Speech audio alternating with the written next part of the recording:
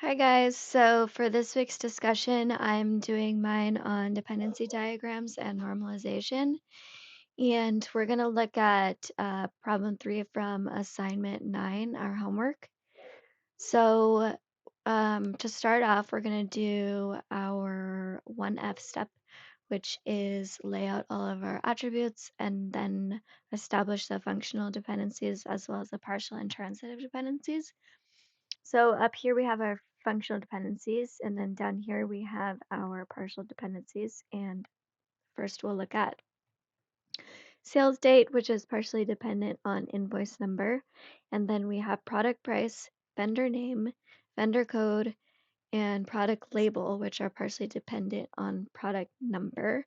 And then we have our transitive dependency, which occurs between the two attributes, vendor code and vendor name.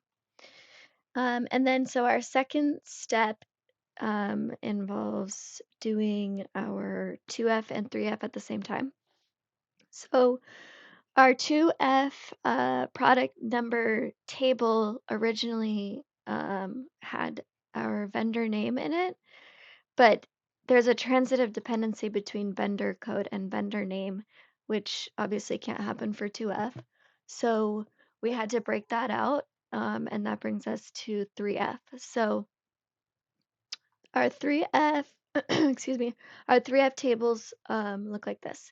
So our first table has a composite key, and that's invoice number and product number, and our attribute is quantity sold. And then we have our vendor code, our vendor table, which has a primary key of vendor code and a functionally dependent attribute of vendor name. And then we have we have our product number product table, which has a primary key of product number, and then the three functionally dependent attributes are product label, product price, and vendor code. And then our last table is an invoice table, and our primary key is invoice num, and our functionally dependent attribute is sales date. Okay, thank you.